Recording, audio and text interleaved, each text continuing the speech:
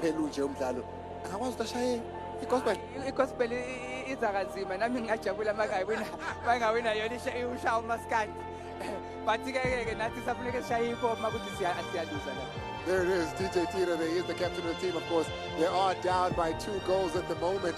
They wanted to at least get one back, but they do know that they've got a very fierce and very hungry hip-hop that is coming up next. But Joe, good to again.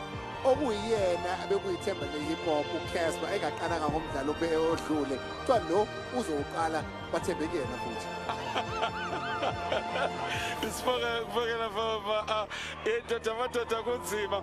Yabona ke kunele ndoda lene unumber 13 kuyona iGqomu lo phasayo lo lapha na ke insizwa nje lena yase Chesterfield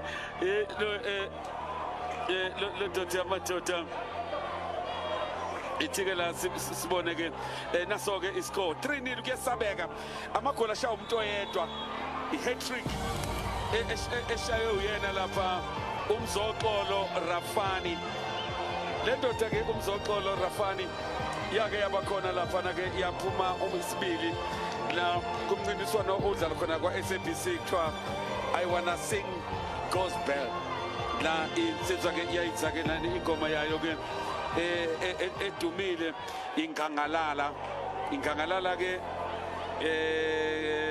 ngathi ngesizulu ngoba isixhosa lesi kukhulunywa ngento enkulu ongayisho nje noma uyibhekise into ongayibhekisa ngisho kumuntu ofana enteni sesisho ibhekise ukuthi uNkulunkulu into enjalo ke lapha ingangalala sibonele free kick goalkeeper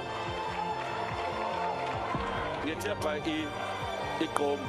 Yabona uma ngabe ukwazi ukukorela umuntu ofana njengo DJ Cleo okufanele ngabe wadlala ku professional football as a goalkeeper ukwazi lo team good angiboni futhi ke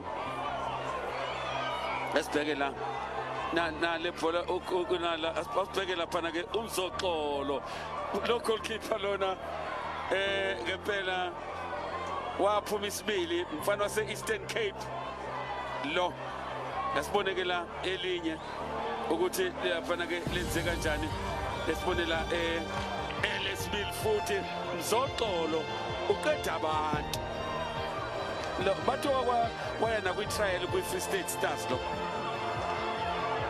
yena lapha lensizwa uMzoxolo siboneke la i-3rd goal ukuthi yona yenze njani bona nje angazi ukuthi wafeyila kanjani kuma trials ku Free State Stars mina lona kwaba khona nje unfairness yaba khona la aw nangu lapha umntaka gogo ukhona la